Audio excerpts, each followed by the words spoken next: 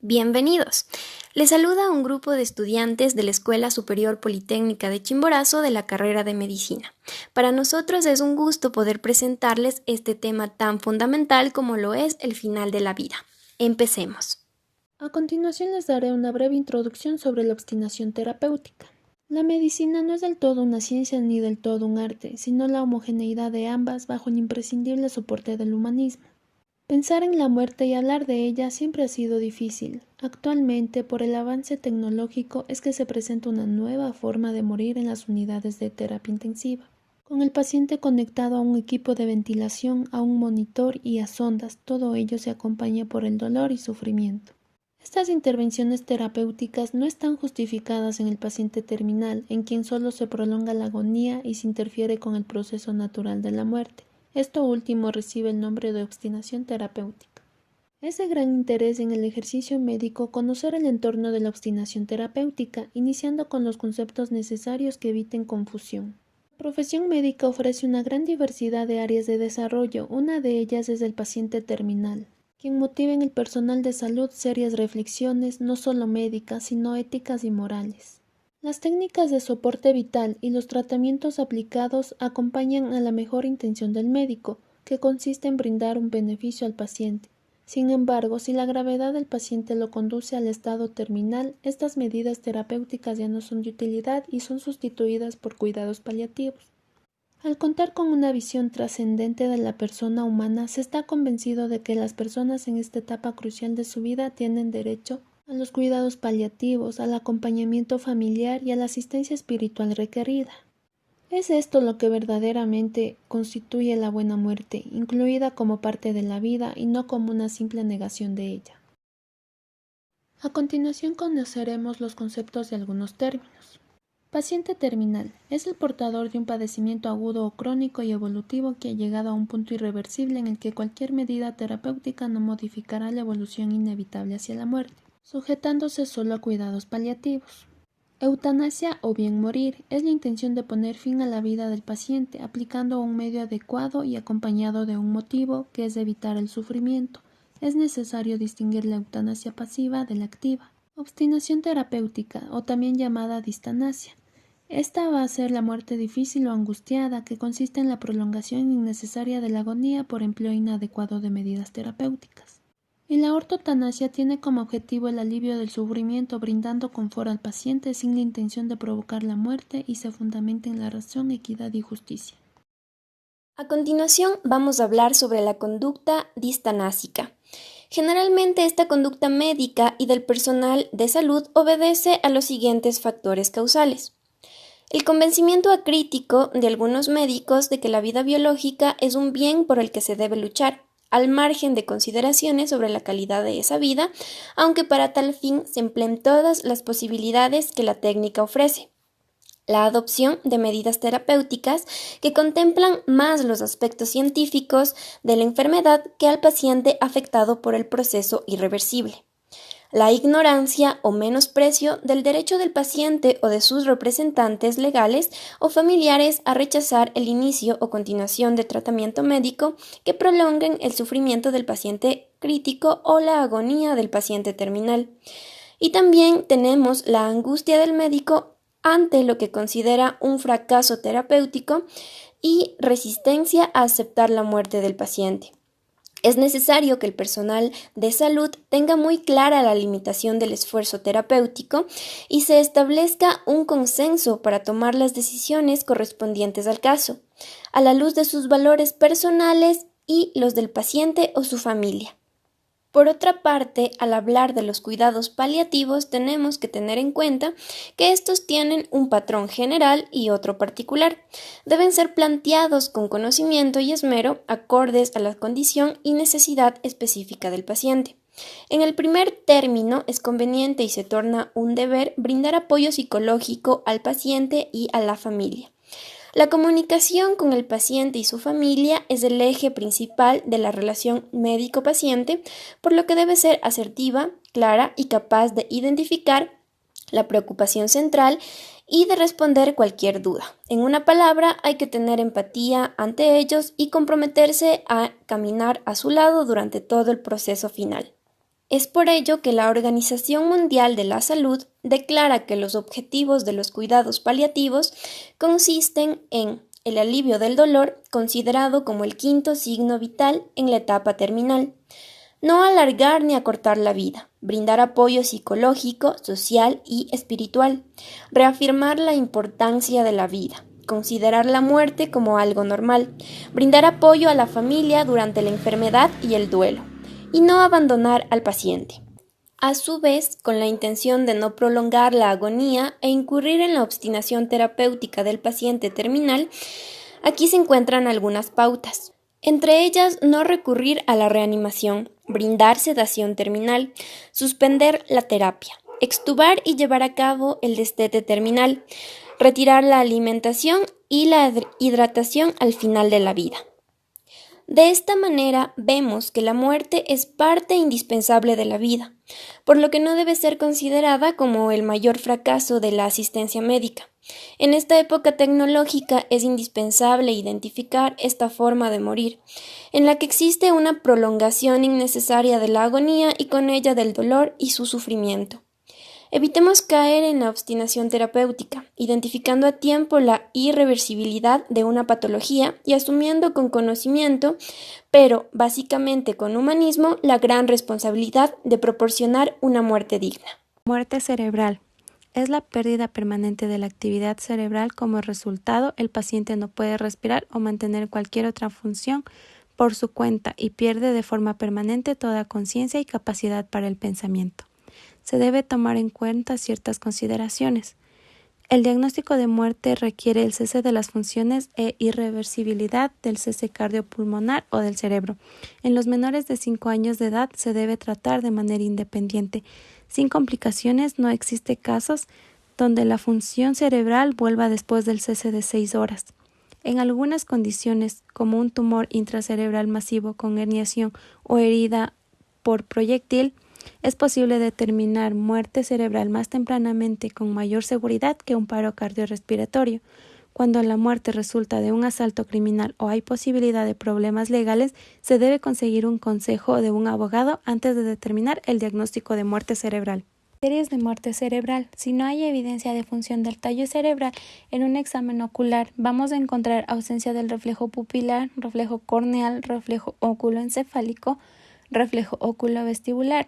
La prueba de apnea. No hay respiración espontánea después de desconectar el ventilador. Esta prueba se debe realizar únicamente cuando se haya dado el diagnóstico de muerte cerebral. La presión de oxígeno debe estar por arriba de los 60 milímetros de mercurio sin que esté respirando el paciente antes de que la apnea se le atribuya a la muerte cerebral. Para prevenir la hipoxia durante la prueba, se debe ventilar previamente al paciente durante 15 minutos con oxígeno al 100%. Durante la prueba, se debe tener en forma pasiva el oxígeno administrado en flujo de 6 litros por minuto por catéter de succión traqueal número 14. Empezando con la normocapnia, el tiempo promedio para alcanzar una presión de oxígeno de 60 milímetros de mercurio es de 6 minutos. Sin embargo, puede ser necesario 12. Si el paciente no respira, se debe realizar una gasometría arterial. Si la presión de oxígeno es mayor a los 60 milímetros de mercurio, en cualquier momento la prueba será considerada como válida. Además, otro criterio de muerte cerebral es la ausencia del reflejo orofaringeo. Esta se explora tocando la parte posterior de la faringe con un depresor. Esta maniobra provoca, en circunstancias normales, la contracción de la región faríngea posterior acompañada de náuseas. Continuando con mi compañera, les hablaré de otros criterios. No hay respuesta motora al dolor profundo central. Entre ellos, la postura de descerebración o decorticación no son compatibles con el diagnóstico de muerte cerebral. Los movimientos reflejos de la médula espinal, como los reflejos plantares, flexores, el reflejo de flexión de retiro, etc., una ausencia de estos no pueden ser compatibles con el diagnóstico de muerte cerebral. A su vez, otro criterio es la ausencia de condiciones agregadas que pueden simular una muerte cerebral en un examen físico, como es la hipotermia menor a 32.2 grados centígrados, que no haya evidencia de una intoxicación certera, exógena, endógena o metabólica, ya sea por muchos causantes. Además tenemos pacientes emergiendo del coma con pentobarbital, por ejemplo, entre otros. La confirmación de la muerte cerebral se debe realizar mediante pruebas de laboratorio, pruebas de diagnóstico de laboratorio, como puede ser el electroencefalograma, una angiografía cerebral, una gammagrafía, etc. Se recomienda que los periodos de observación durante se realizan estas pruebas confirmatorias, sea dependiendo de las situaciones, sea con daño cerebral extraordinario de una condición irreversible, ya sea si es una condición irreversible, estas pruebas se establecerán y van a ser confirmatorias aparentemente en unas 6 horas. Si hay una condición irreversible bien establecida y no hay pruebas confirmatorias, deberá esperarse unas 12 horas. Si el diagnóstico es incierto y no hay pruebas clínicas confirmatorias, podría extenderse de 12 a 24 horas del periodo, y si el daño anóxico es la causa de la muerte cerebral, pues habría un plazo de 24 horas aproximadamente. En cuanto a las pruebas clínicas que nos ayudan a certificarlo, pues la angiografía de los 4 vasos ha sido el estándar de oro para detectar el movimiento del flujo sanguíneo, y esto a su vez si es compatible o no con la sobrevivencia cerebral. En cuanto al electroencefalograma, se puede hacer al lado de la cama dada un paciente. Se necesita un intérprete experto para que nos dé un diagnóstico certero. Se necesita 8 electrodos de piel cabelluda y electrodos de referencia del lóbulo de la oreja. Hay resistencia interelectrodo menor a 10.000 omegas, pero mayor de 100 omegas. Tenemos tiempos constantes de 0.3 a 0.0 segundos por parte para grabar. No debe haber respuesta al estímulo doloroso, al ruido o la luz. Se recomienda grabarlo más de 30 minutos. Repetir el electroencefalograma en casos dudosos. Y se necesita un técnico calificado que realice esta prueba, y aparte un médico calificado para que dé su diagnóstico. El estudio que se utiliza es la gammagrafía cerebral en pacientes con trauma facial severo, con EPOC grave o procesos oncológicos. Este estudio puede afirmar si existe muerte cerebral por la observación de la finalización de circulación carotidia en la base del cráneo, como podemos ver en la imagen.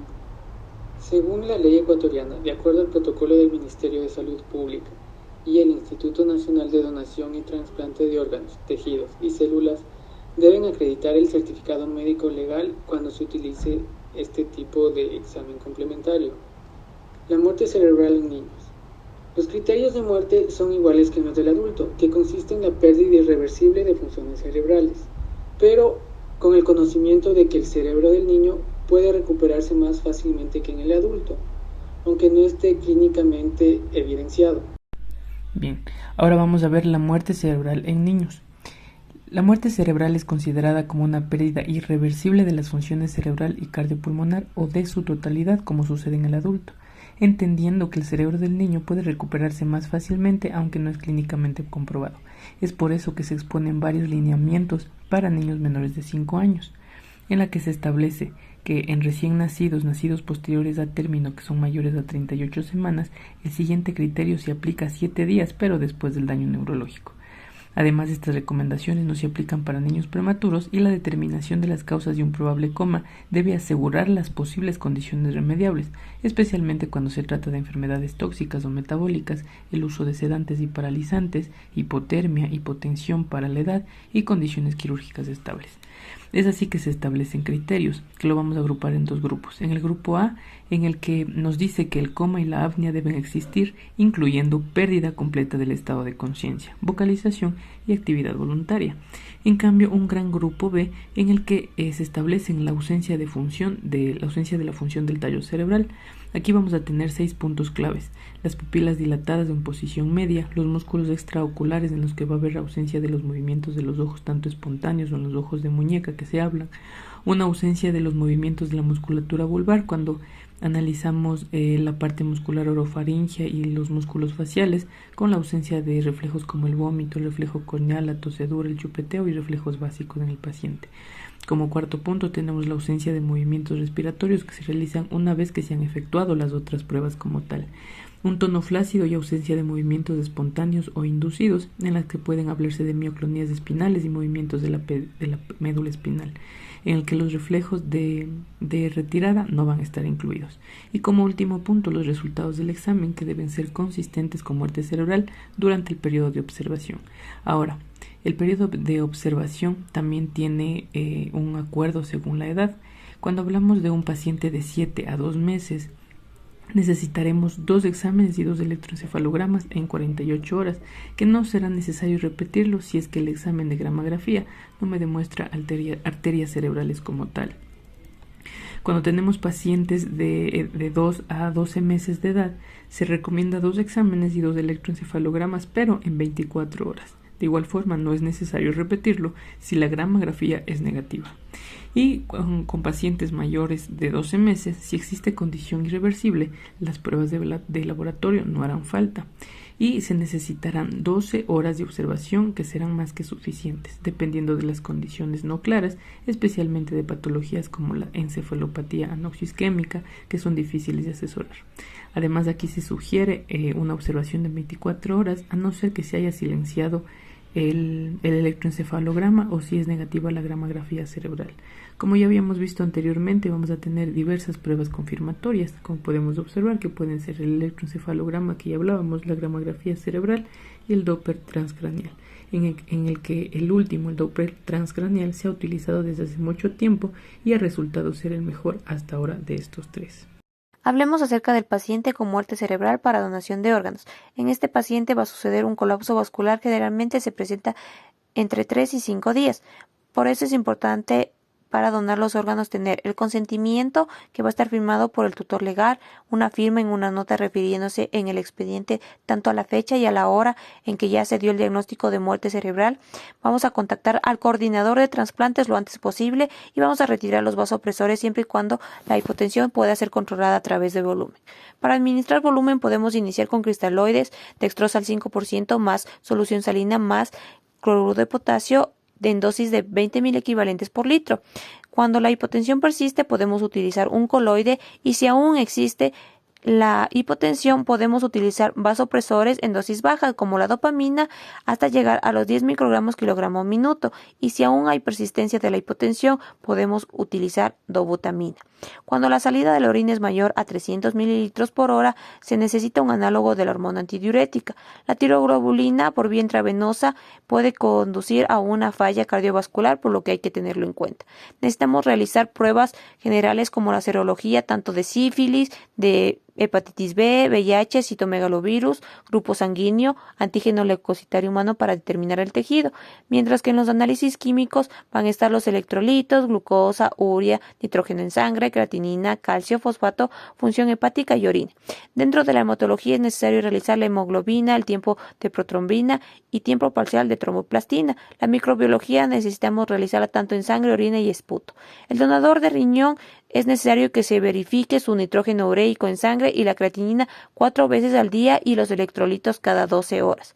En el donador de hígado es necesario verificar la deshidrogenasa láctica, las transaminasas y la bilirrubina, mientras que en el donador de corazón es necesario realizar un ecocardiograma antes de la donación. Gracias por quedarte hasta el final del video. Todo ha sido posible gracias a nuestro equipo de trabajo conformado por Carol Almachi, Angélica Basantes, Carolina Imbacuán, Yadira Solís, Santiago Ajitimbay, Juan Martínez y Mateo Suárez. Si tienes alguna duda, no dudes en comunicarte a nuestro correo electrónico.